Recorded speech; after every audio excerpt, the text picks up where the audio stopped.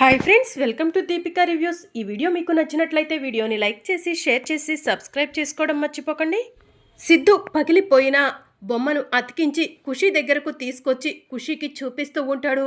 ఖుషి బొమ్మను చూడగానే హై నా బొమ్మ అని చెప్పి సంతోషపడుతూ ఉంటుంది. ఇక ఖుషి మొహంలో సంతోషం చూడగానే సిద్ధు కూడా సంతోషపడుతూ ఉంటాడు. ఇక ఖుషి పరిగెత్తుకుంటూ సిద్ధు దగ్గరకు వచ్చి థ్యాంక్ యూ ఫ్రెండు అని చెప్పి చెప్తూ ఉంటుంది. ఖుషి ఇప్పుడు నువ్వు హ్యాపీయా అని సిద్ధు అడుగుతూ ఉంటాడు.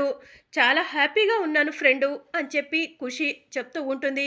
సరే ఖుషి, ఈసారి బొమ్మను ఇంకెక్కడైనా జాగ్రత్తగా పెట్టుకో అని సిద్ధు చెప్తూ ఉంటాడు. సరే ఫ్రెండు అని ఖుషి చెప్తూ ఉంటుంది.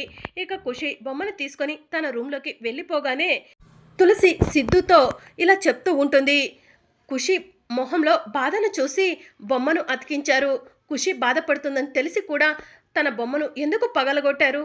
ఖుషి బాధపడాలనే కదా. మరి మళ్ళీ ఖుషి బాధను చూసి ఎందుకు ఆ బొమ్మను అతికించారు అని తులసి అడుగుతూ ఉంటుంది.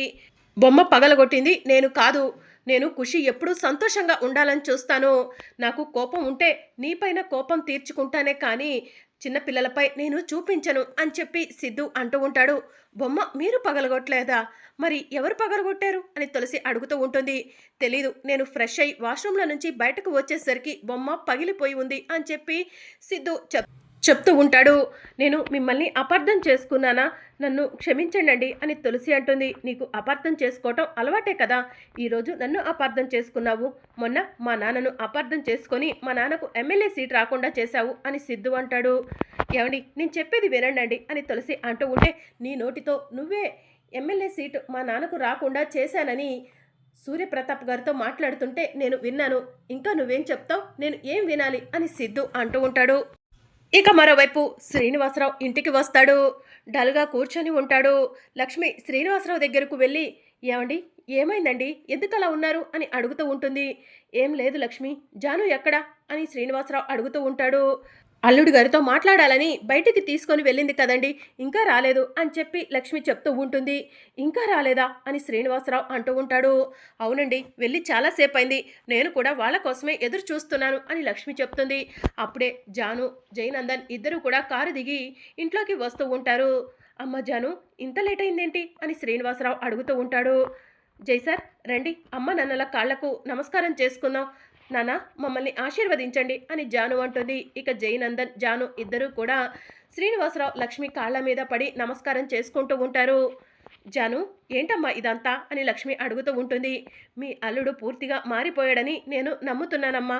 ఆయనతో కలిసి కాపురానికి వెళ్ళటానికి సిద్ధంగా ఉన్నాను అని జాను చెప్తూ ఉంటుంది. నేను ఇంట్లోకి వెళ్ళి లగేజ్ తెచ్చుకుంటానమ్మా అని జాను అంటూ ఉంటే జాను నువ్వెక్కడికి వెళ్ళట్లేదు అని శ్రీనివాసరావు అంటాడు. అదేంటి నాన్న అలా అంటున్నారు? ఆయన పూర్తిగా మారిపోయారు నాన్న అని జాను చెప్తూ ఉంటుంది. జాను ఎందుకు చెప్తున్నానో విను. నువ్వు జైతో కలిసి వెళ్ళట్లేదు అని శ్రీనివాసరావు చెప్తూ ఉంటాడు. నాన్న ఆయన నా భర్త, ఇన్ని రోజులు ఆయన మూర్ఖత్వంతో ఉన్నారని ఆయన్ను దూరం పెట్టాను. ఈరోజు ఆయనలో ఉన్న మూర్ఖత్వం అంతా పోయింది నాన్న. ఆయన మంచి మనిషిగా మారారు నాన్న. అందుకే ఆయనతో కలిసి వెళ్ళాలనుకుంటున్నాను అని చెప్పి జాను అంటుంది. ఎవరి గురించి అమ్మా ఇంత గొప్పగా చెప్తున్నావు? ఈ దుర్మార్గుడు గురించా అని శ్రీనివాసరావు అంటాడు. నాన్న ఏంటి అలా మాట్లాడుతున్నారు అని జాను అంటూ ఉంటుంది. నువ్వు ఆగు జాను, మావయ్య ఏమైంది, ఎందుకు అలా మాట్లాడుతున్నారు అని జయనందన్ అడుగుతూ ఉంటాడు. నీ గురించి నిజాలు తెలిసిపోయాయి అని చెప్పి శ్రీనివాసరావు అంటూ ఉంటాడు. ఇక జాను షాకింగ్గా కుప్పకూలి కూర్చుండిపోతుంది. ఏం మాట్లాడుతున్నారు మావయ్య, నా గురించి నిజాలు తెలిసిపోవడం ఏంటి అని జయనందన్ అంటూ ఉంటాడు. నా కూతురికి ఎంత ద్రోహం చేశావు, నా కూతుర్ని నిలువున ముంచేశావు కదా అని చెప్పి శ్రీనివాసరావు అంటూ ఉంటాడు. మావయ్య అర్థమయ్యేలా చెప్పండి, మీరు ఏ విషయం గురించి మాట్లాడుతున్నారో అర్థం కావట్లేదు అని జయనందన్ అంటూ ఉంటాడు. నీకు అర్థమయ్యేలా చెప్పాలారా, చెప్తా నాగు అని శ్రీనివాసరావు అటు ఇటు చూస్తూ ఉంటాడు.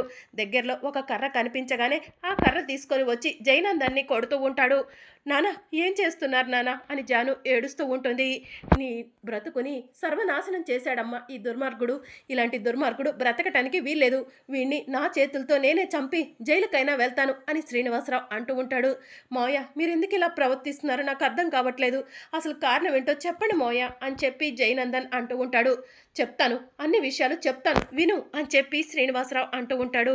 ఏమండి, మీకు పిచ్చి పట్టిందా ఏంటండి, ఇలా ప్రవర్తిస్తున్నారు? ఇన్ని రోజులు అమ్మాయి అల్లుడి దగ్గరకు వెళ్ళట్లేదని బాధపడ్డాము. ఇప్పుడు అల్లుడు గారు మారిపోయారని అమ్మాయి నమ్ముతుంది. అమ్మాయి అల్లుడు గారితో కలిసి వెళ్ళటానికి సిద్ధంగా ఉంది. ఇలాంటి సమయంలో మీరు ఇలా చేయటం అసలు బాలేదండి అని లక్ష్మి ఏడుస్తూ ఉంటుంది. లక్ష్మి, ఈ దుర్మార్గుడు గురించి తెలిస్తే నువ్వు మన అమ్మాయిని వీడితో పంపించవు అని చెప్పి శ్రీనివాసరావు అంటూ ఉంటాడు. అసలు జై సార్ ఏం చేశారు నాన్న? ఎందుకు ఆయన్ని అలా తిడుతున్నారు? ఎందుకు కొడుతున్నారు? చూడండి నాన్న, మీరు కొట్టే దెబ్బలకు జై సార్కి రక్తం వస్తుంది నాన్న అని జాను ఏడుస్తూ ఉంటుంది. రక్తం రావటం కాదమ్మా, ఇలాంటి దుర్మార్గుడిని చంపినా కూడా పర్వాలేదు అని శ్రీనివాసరావు అంటూ ఉంటాడు. ఏమండి, నా మీద ఒట్టేసి అసలేం జరిగిందో చెప్పండి అని చెప్పి లక్ష్మి శ్రీనివాసరావుని అడుగుతూ ఉంటుంది. ఈ దుర్మార్గుడు మన జానుని పెళ్లి చేసుకుంటానని మన ఇంటికి వచ్చాడు కదా లక్ష్మి. మనం పంతులు గారికి జాతకాలు ఇచ్చాము. జాతకాలు కలిసాయో లేదో చెప్పమన్నాం కదా. పంతులు గారు జాతకాలు చూసి వీళ్ళిద్దరికీ జాతకాలు కలవలేదని మనకు చెప్పాలనుకున్నారు. కానీ ఈ దుర్మార్గుడు పంతులు గారింటికి ముందే వెళ్ళి జాతకాలు కలిశాయని చెప్పమన్నాడు. జాతకాలు కలవలేదు, అలా చెప్పను అని పంతులు గారు అనటంతో పంతులు గారికి గన్ను గురిపెట్టి పంతులు గారిని చంపేస్తానని బెదిరించాడంట లక్ష్మి. పంతులు గారు ఏం చేయాలో అర్థం కాక తప్పనిసరి పరిస్థితుల్లో జాతకాలు కలవపోయినా కూడా జాతకాలు కలిశాయని అబద్ధం చెప్పారు లక్ష్మి అని శ్రీనివాసరావు ఏడుస్తూ ఉంటాడు.